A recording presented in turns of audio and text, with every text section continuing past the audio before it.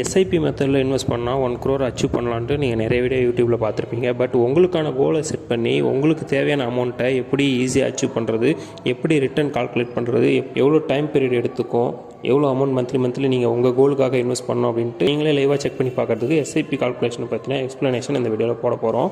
அதுக்கு நீங்கள் என்ன பண்ணணும்னா ஃபஸ்ட்டு கூகுள் ஓப்பன் பண்ணி எஸ்ஐபி கால்குலேட்டர் டைப் பண்ணி சர்ச் பண்ணிக்கோங்க. எஸ்ஐபி கால்குலேட்டர் ஓப்பன் ஆனதுக்கப்புறம் இதில் மேலே பார்த்தீங்கன்னா எஸ்ஐபி லம்சம்னு 2 ஆப்ஷன் இருக்குது. இதில் நீங்கள் லம்சமாக இல்லை எஸ்ஐபியில் இன்வெஸ்ட் பண்ண போகிறீங்களான்னு ஃபஸ்ட்டு செலக்ட் பண்ணிக்கோங்க. இப்போ நான் ஃபஸ்ட்டு எஸ்ஐபி உங்களுக்கு டெமோ காமிக்கிறேன். இப்போ இதில் நீங்கள் ஃபஸ்ட்டு உங்கள் கோல் செட் பண்ணிக்கோங்க. எவ்வளோ உங்களுக்கு தேவை, எவ்வளோ பீரியடில் உங்களுக்கு தேவைன்னு செட் பண்ணிக்கோங்க. இப்போ நான் ஒரு 30 வருஷத்தில் ஒரு 1 crore அச்சீவ் பண்ணுறேன் அப்படின்ட்டு ஒரு அசீவ் பண்ணிக்கிறோம். இதான் நம்மளோட கோல். 1 crore ஒரு 30 வருஷம் டைம் எடுத்துக்க போகிறேன். இப்போ எவ்வளோ அதுக்கு போடலாம், ஒரு 3000 போகிறோம். ஒரு 3500 மந்த்லி ஒரு 3500 போகிறேன்னு வச்சுக்கலாம். இதுக்கு எக்ஸ்பெக்டட் ரிட்டர்ன் ரேட் 12% ஆவரேஜ்.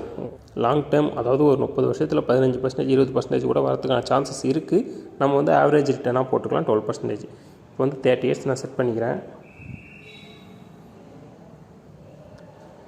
30 yearsல நீங்கள் 12,60,000 இன்வெஸ்ட் பண்ணியிருப்பீங்க. உங்களுக்கு 95 lakhs சம்திங் உங்களுக்கு ரிட்டர்ன் வந்திருக்கும். உங்களோட டோட்டல் வேல்யூ பார்த்தீங்கன்னா 1 crore 7 lakhs சம்திங் இருக்குது. இப்போது இதில் டேக்ஸஸ்லாம் போக உங்களுக்கு 1 crore 5 lakhs எப்படியா இருந்தாலும், ஆர் 1 crore 4 lakhs இந்த மாதிரி சம்திங் அமௌண்ட்டு உங்களுக்கு கிடைக்கிறதுக்கான சான்சஸ் இருக்குது.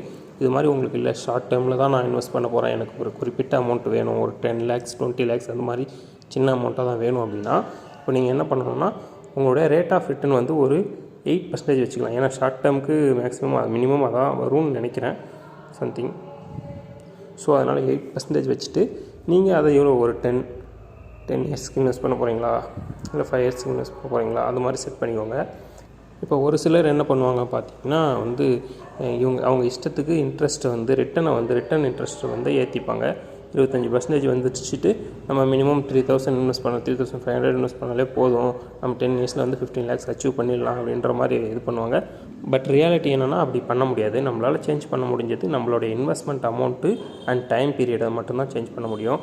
அதை எவ்வளோ அதிக இன்வெஸ்ட்மெண்ட்டை அதிகப்படுத்தலாம், இல்லை டைம் பீரியட் எவ்வளோ அதிகப்படுத்தலாம்னு பார்க்கணுமே தவிர நம்ம கோலை அச்சீவ் பண்ண ரேட் ஆஃப் இன்ட்ரெஸ்ட்டை எப்பயுமே அதிகப்படுத்தி பார்க்கக்கூடாது. எஸ்ஐபி கால்குலேட்டர் யூஸ் பண்ணி உங்கள் கோலை அச்சீவ் பண்ணுறதுக்கு என்ன பண்ணணும்னு ஓரளவுக்கு இப்போ உங்களுக்கு தெரிஞ்சிருக்கும். எஸ்ஐபி பற்றி என்னென்னு தெரியல அப்படின்னா மேலே கார்டு கொடுக்குறேன், செக் பண்ணி பாருங்கள். நம்ம சேனலில் தொடர்ந்து personal finance, investment, gold investment, mutual fund related வீடியோவை தொடர்ந்து அப்லோட் பண்ணிட்டு வர போகிறோம். அதனால் நம்ம சேனலை சப்ஸ்கிரைப் பண்ணி பெல் ஐக்கானை கிளிக் பண்ணிக்கோங்க. இந்த வீடியோ உங்களுக்கு இன்ஃபர்மேட்டிவாக இருந்தது அப்படின்னு நினச்சிங்கன்னா வீடியோ ஒரு லைக் பண்ணிவிட்டு கமெண்ட் பண்ணுங்கள். உங்கள் ஃப்ரெண்ட்ஸ் அண்ட் ஃபேமிலியில் யாராவது இன்வெஸ்ட்மெண்ட் பண்ணிட்டு இருந்தாங்கன்னா அவங்களுக்கு இந்த வீடியோவை ஷேர் பண்ணிவிடுங்க.